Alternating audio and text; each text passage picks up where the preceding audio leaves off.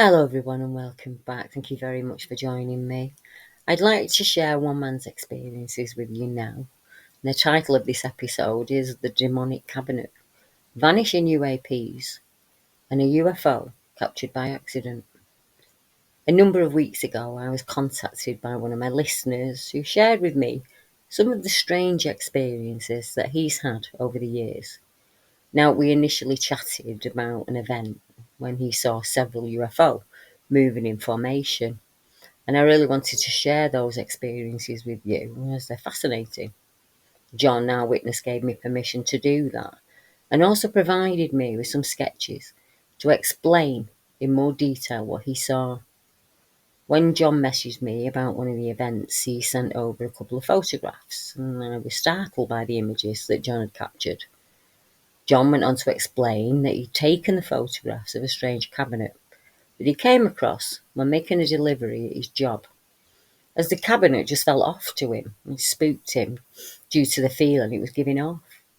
So much so, he took a couple of photographs of it, and when he looked at the images at home later, it was clear there seemed to be disturbing faces captured in the shot. In his own words, John said, "Hi Deb, the main photograph I sent you is a close-up of the original taken of the cabinet. It was taken at 3 minutes past midnight on the 3rd of December 2013.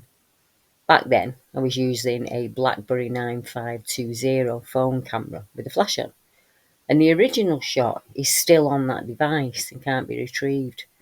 But I do have the close-up shots that I took from my computer, so I've sent those across to you.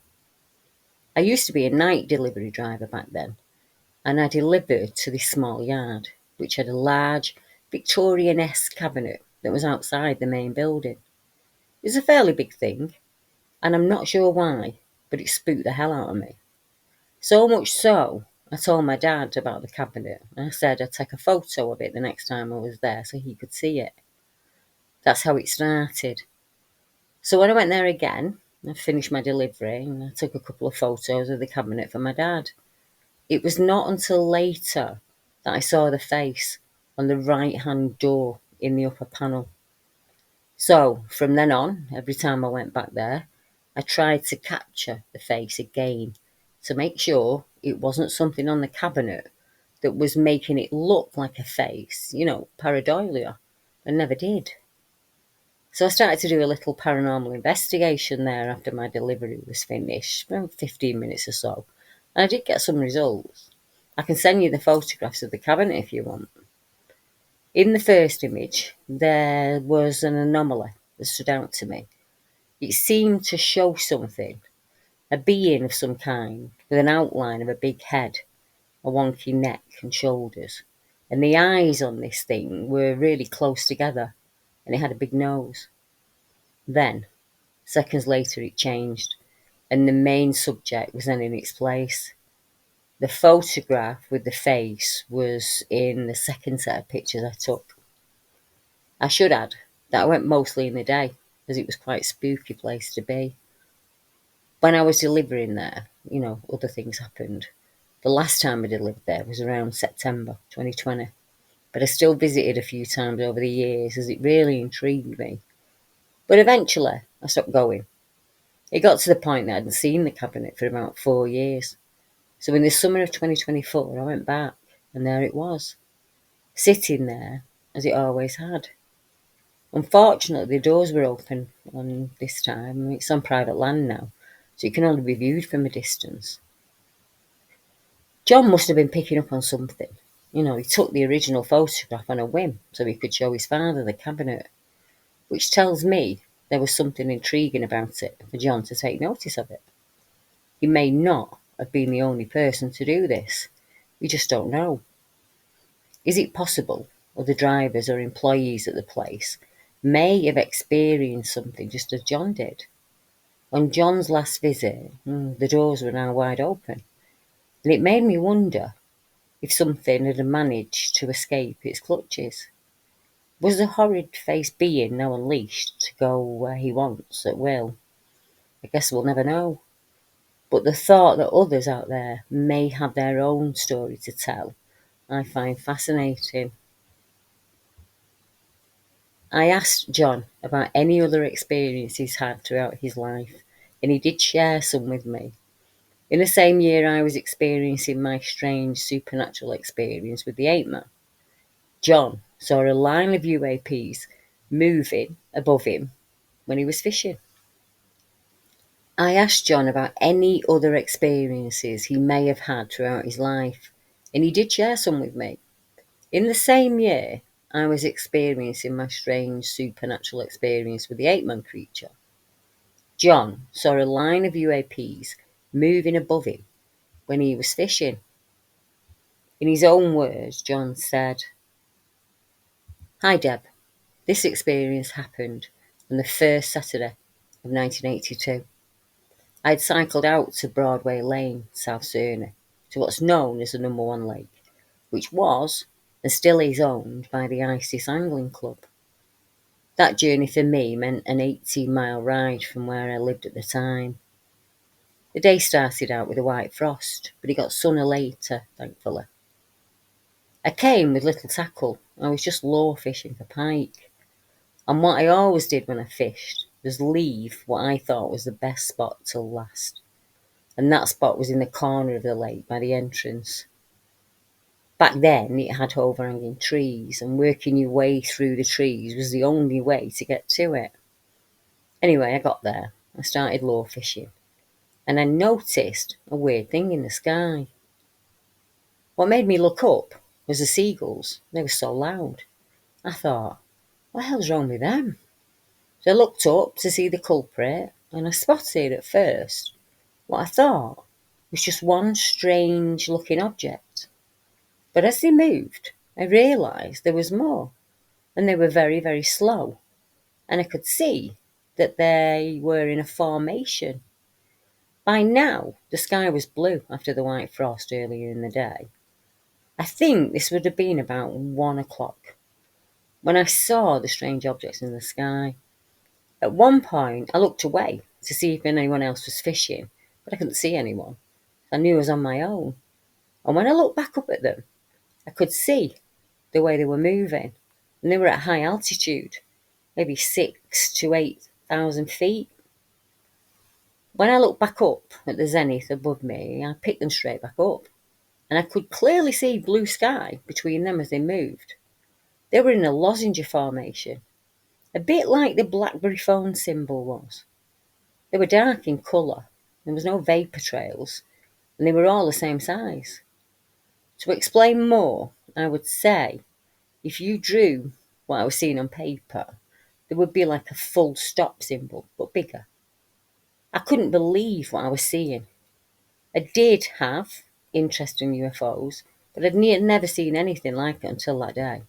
I had a 35mm 110 camera with me, and it was in my bag in a camera case. So by the time I thought about taking a picture of them, the event was nearly over. So I just watched them. I don't know why it didn't come into the line of vision while I was watching them, but I realised there was a small white cloud surrounded by blue sky, which of course was a sausage shape, like the type you see low on the horizon. I've never seen one like it since. As I already said, I had not counted them, so I'm unsure how many there were. But as impossible as it sounds, they were heading into the blunt end of the cloud. At the time, as I watched this, I reckon it would have only taken 10 seconds at the most for them to come out the other side. So I thought, I'll count them when they come out and see how many they are. And I waited, and I waited, but they never emerged from the cloud.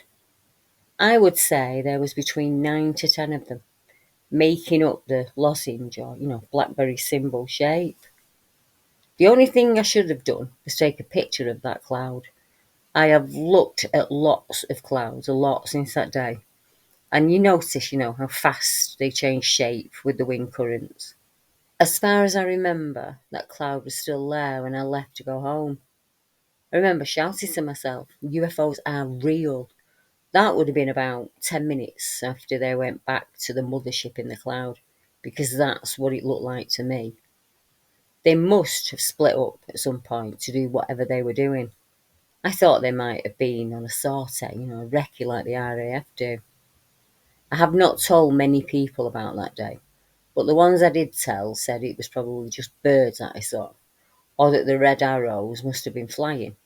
Now, I've seen aircraft over there before, as it's only 6 miles as the crow flies from what was then the US base at Fairford, and it was during the Cold War era, so I was used to seeing things in the sky. My brother used to have a UFO club at the time, and he and his mates would investigate people's sightings. But when I told him about what I saw, he just said it was probably just birds. It's just a story, I suppose, to some folk, because I have no proof of what I saw, or that I was even there. I did take a picture of my bike with the fishing rod across it, but it's still not proof I was there.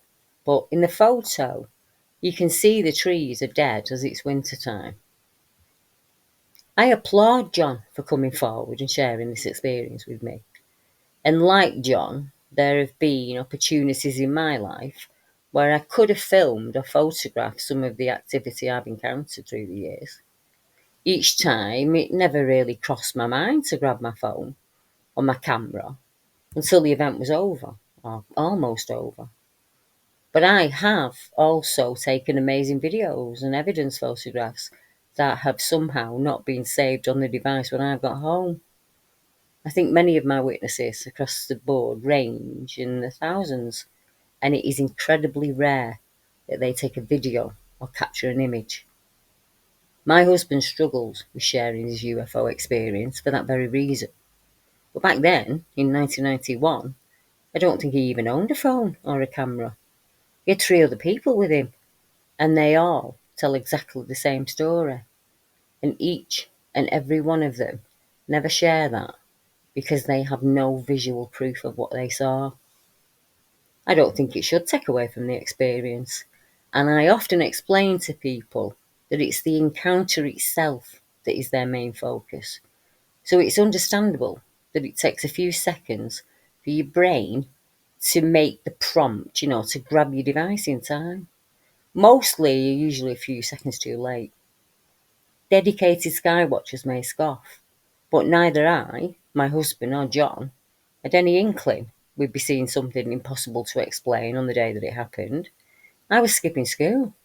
Mark just needed some cigarettes, and John was intent on catching pike. And he is not the only person out fishing who've had an experience that they struggle to explain, even to themselves.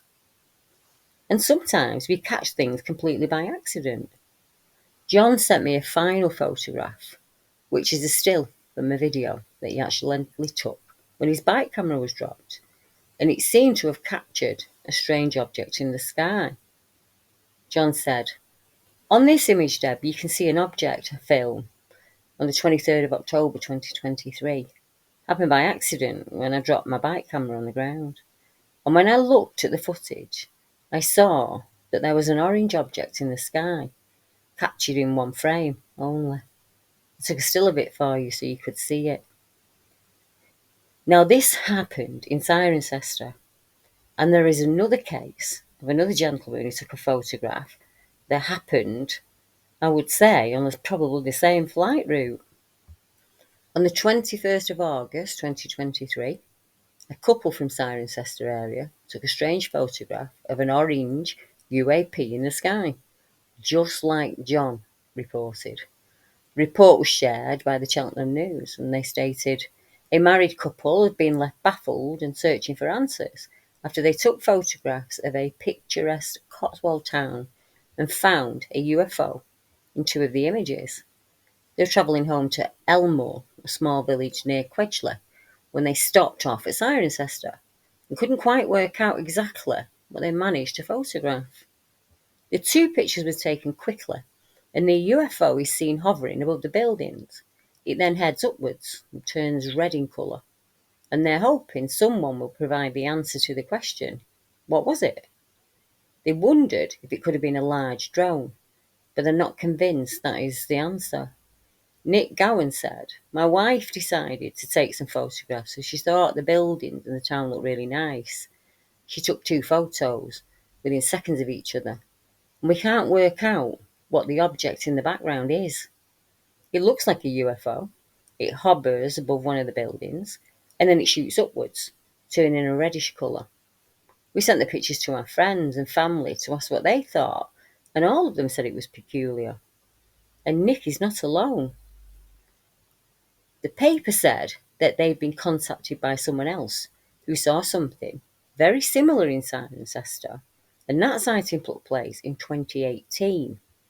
Dave Watermore, who witnessed a strange UAP, said, "I saw a similar UFO to the couple in 2018 that I cannot explain.